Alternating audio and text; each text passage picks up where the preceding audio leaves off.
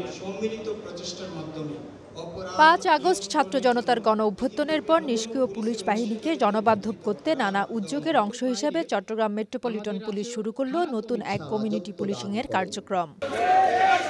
রোববার citizens forum নামে এই নতুন কার্যক্রমের উদ্বোধনী অনুষ্ঠানে কমিউনিটির রাজনীতিবিদ, ব্যবসায়ী, শিক্ষক, ছাত্রসহ সমাজের নানা পেশার কয়েকশো মানুষ অংশ নেন। যেখানে উঠে আসে পুলিশের নানা সমালোচনা, জনগণের আকাঙ্ক্ষা ও চাহিদার কথা। ছিল ধ্বংসস্তূপ থেকে ঘুরে দাঁড়ানোর জন্য এই আইনশৃঙ্খলা বাহিনীর প্রতি পরামর্শ।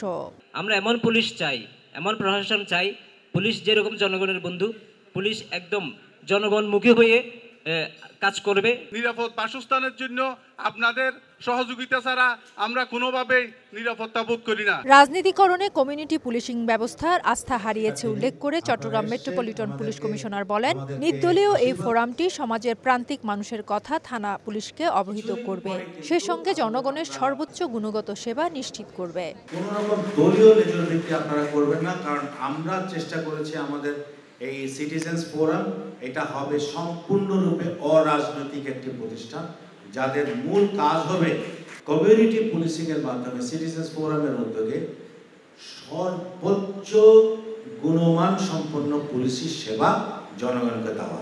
সিএমপির আওতায় মহানগরের ৮৬ সদস্যের একটি কমিটি সহ ১৬টি থানার অধীনে ১৬টি সিটিজেন্স ফোরাম কমিটি এই কার্যক্রম চালাবে।